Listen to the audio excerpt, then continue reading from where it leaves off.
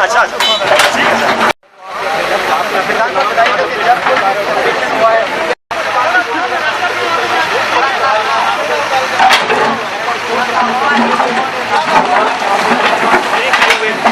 अभी देखें कि ये काम था जो थोड़ा रास्ता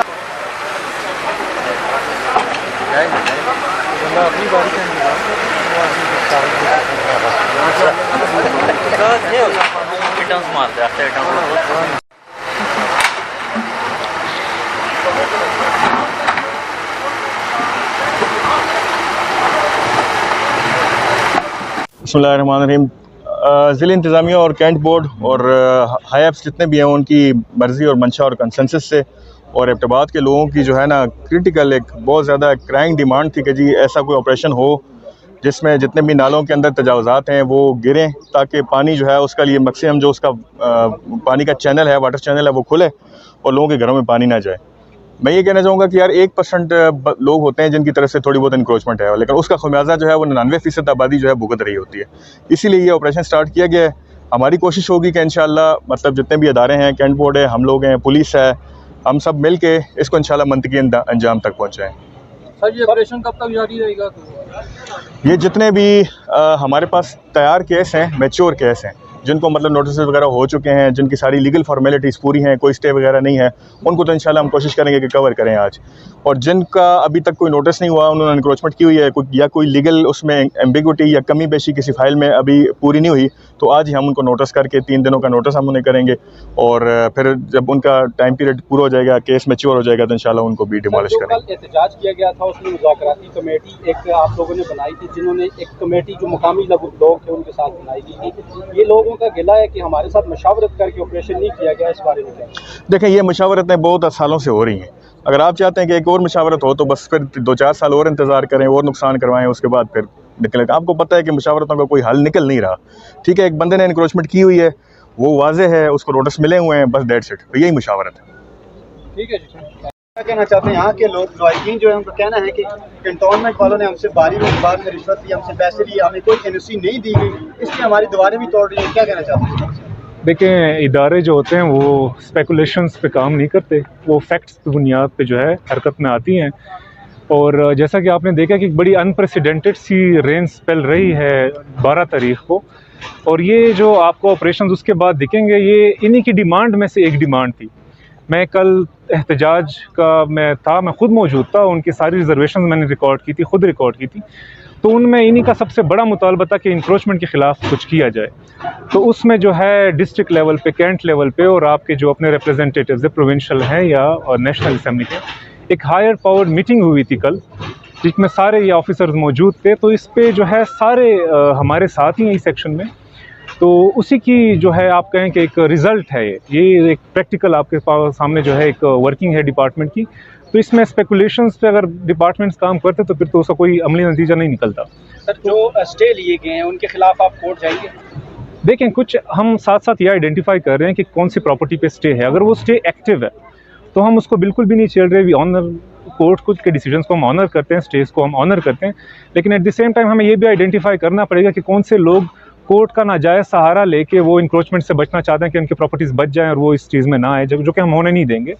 तो जैसा अभी अमीन साहब ने भी कहा कि हमने आइडेंटिफाई किए हुए हैं, सारे केसेस आइडेंटिफाई किए हुए हैं, तो इंशाल्लाह हमारा पहला एक्शन यही होगा कि हम उसको फर्स्ट इंस्टेंट में क्लियर करें और उसके बाद फिर लेयर दर लेयर जो है ये अब एक शेड्यूल बनेगा एंटी इंक्रोचमेंट के खिलाफ। ये जो है हमारे ऑपरेशन शुरू रहेंगे। खिलाफ जाएंगे कोर्ट? स्टे के खिलाफ मैंने नहीं कहा, उनको डिफेंड करेंगे।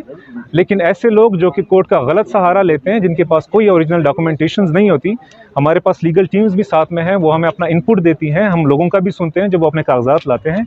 तो स्टे को हम ऑनर करते हैं, कोर्ट की डिसीजंस को हम ऑनर करते हैं, लेकिन उसका जो गलत इस्तेमाल करेगा, जो गलत कोर्ट को यानी कि मिस कोर्ट करते हैं, उनके खिलाफ एक्शन होगा और कानूनन ही होगा। और सर जहाँ पे तजावज़शुदा जगह पे गैर कानूनी तरीके से एनओसी दी गई है, उसके हवाले से कोई कार्रवाई की जाएगी? एनओसीज़ का ये है कि वो अगर आप नालों के एनओसीज़ की बात करते हैं तो रेवेन्यू के पास उसका रिकॉर्ड है, रेवेन्यू हमें एनओसी देता है, उसका नो डिमांड सर्टिफिकेट देता है हमें, उसके बाद ही हम फर्दर एनओसी इशू करते हैं। अदरवाइज़ हो ही नहीं सकता कि हम एनओसी इशू करें, क्योंकि हमारे पास डिमार्केशन का कैंट बोर्ड के पास रिकॉर्ड ही नहीं होता।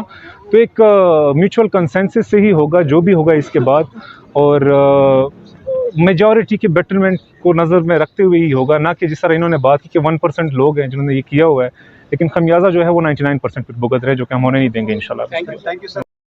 मेरा नाम मोहम्मद अली अवान है। मैं यहाँ पे लोकल नुमाइंदा हूँ लालाजार कॉलोनी और ये तौहीद कॉलोनी और ये हसन टाउन, बिलाल टाउन, इन तमाम कॉलोनियों की तरफ से मैं वकास शाह साहब, फैसल साहब, हम इसको नुमाइंदे हैं। सबसे पहले तो आपको बताऊं कि जो 12 तारीख की जो बारिश हुई है उससे लोगों का करोड़ों रुपयों का नुकसान हुआ जी। इस पे तमाम इदारों ने बड़ा लेट एक्शन लिया है, लेकिन हम उनका फिर भी शुक्रिया अदा करते हैं कि कल के एहतजाज के बाद CEO साहब, स्टेशन हेडक्वार्टर्स और तमाम एडमिनिस्ट्रेशन टीम, एजाज़ गोगा साहब, साथ इसमें मीडिया, वॉइस ऑफ हज़ारा और मासिब और बाकी जितने भी न्यूज़ चैनल्स हैं और अखबार हैं, उन्होंने हमें कवर किया है। इसकी वजह से तमाम मुल्क में और तमाम इलाके में एक अवेयरनेस रेज़ हुई है, हलचल मची है। मैं इसके साथ साथ अली जदून साहब का, मुश्ताक गनी साहब का और लोधी साहब का भी शुक्रिया अदा करता हूँ कि वो कम से कम उन्होंने कुछ एक्शन लिया है। अली जदून साहब ने कौमी असम्बली में जाके हमारे हक़ में बात की है। मैं सबसे पहले तो ये कहूँगा कि जो हमारे कौमी असम्बली के स्पीकर साहब हैं, वो उनको मैं ये दावत दूँगा कि काइंडली आके एबटाबाद के इस इलाके को देखें, जो कि कल परसों अली जदून साहब को बात करने का मौका नहीं दे रहे थे। तो मुझे बड़ा अफसोस हुआ इस बात पे। अली जदून साहब हमारे इलाके के नुमाइंदे हैं, वो हमारे इलाके की बात कर रहे थे, वो एक बहुत इम्पॉर्टेंट टॉपिक को हाईलाइट करना चाह रहे थे, कि इशू को रेज़ करना चाह रहे थे, और उसको नहीं सही तरीके से सुना गया, जिसको हम इलाके के लोग बड़ा शिद्दत से कंडेम करते हैं, कंडोन करते हैं कि ये तरीक़ाकार बिल्कुल ठीक नहीं है। कौमी असम्बली एक प्लेटफॉर्म है जिसमें किसी भी इलाके का नुमाइंदा आके अपने इलाके के इतने हॉट इशू के ऊपर बात कर सकता है। अच्छा, आपको इसके साथ साथ बताऊं कि हमने रात को अपनी मदद आपके तहत पूरे इलाके में लोगों को खाना तकसीम किया। जिन लोगों के साथ हम मदद कर सकते थे हमने मदद की। लोकल एडमिनिस्ट्रेशन ने बड़ा लेट और बड़ा पुअर रिस्पांस दिया। किसी ने भी आके लोगों को पीने का पानी और खाने तक का भी नहीं पूछा। ये नेशनल डिज़ास्टर की सिचुएशन है। सबसे पहले तो इन लोगों को चाहिए कि इस इलाके को नेशनल डिज़ास्टर का एक कौमी आफत ज़दा इलाका डिक्लेयर करें, ताकि लोगों को गवर्नमेंट और सेंट्रल गवर्नमेंट से कोई फंडिंग भी मिले। वो ये नहीं समझ रहे कि एक बंदे के घर में कम से कम 25-30 लाख रुपए का फर्नीचर और बाकी सामान होता है। इस पूरे इलाके में कम व बेश 500-600 से 1000 घर हैं, जिनके अंदर 20-20, 25-25 लाख रुपए का सारा सामान गर्क हो गया है, क्योंकि पानी की सतह 9-9 फुट तक गई है। तो उसमें आपको फ़ौरन इन लोगों को फाइनेंशियल कंपनसेशन देनी चाहिए। मैं अपील करता हूँ CEO साहब से कि ये हमारी एक एप्लीकेशन पुट फॉरवर्ड करें सेंटर को कि इन लोगों का 10 साल तक का कंटोनमेंट का टैक्स माफ़ करें। अगर उनको फाइनेंशियल एड नहीं दे सकते तो कम से कम उनका फाइनेंशियल बर्डन कम करें। तो ये चीज़ आप लोगों के तवस्सुत से मैं पूरे इलाके के लोगों को कहना चाहता हूँ कि वो लोग सारे इकट्ठे हों और जाके कंटोनमेंट को ये दरख्वास्त दें कि अगर वो फाइनेंशियल सपोर्ट इमीडिएटली नहीं कर सकते तो कम से कम टैक्स 10 साल के लिए इन लोगों का माफ़ करें। वो 10 साल का टैक्स भी ज़्यादा से ज़्यादा कुछ लाखों में बनेगा, 2 लाख 3 लाख बनेगा, लेकिन इनका तो करोड़ों का नुकसान हुआ है। अच्छा सर, जैसे कि कल आपने एहतजाज किया और उसकी बनिस्बत आज यहाँ पे ऑपरेशन हो रहा है, मुझे ये बताएं कि कल जो लोग यहाँ पे एहतजाज कर रहे थे, आज उन्हीं लोगों के घर गिरे हैं और वो उनके साथ इंतज़ामिया के साथ उन्होंने तल्ख कलामी भी की है, लड़ाई भी की है, क्या कहें? देखें, सबसे पहले तो उन लोगों को ये समझना चाहिए कि अगर वो 2-4 फुट ज़मीन अगर नाले में डाल लेंगे तो उनका करोड़ों रुपए का पूरा बाकी मांदा घर तबाह हो जाएगा। ठीक है, तो वो थोड़ी सी ज़मीन को इंक्रोच करने से लॉजिकली इस चीज़ को समझे।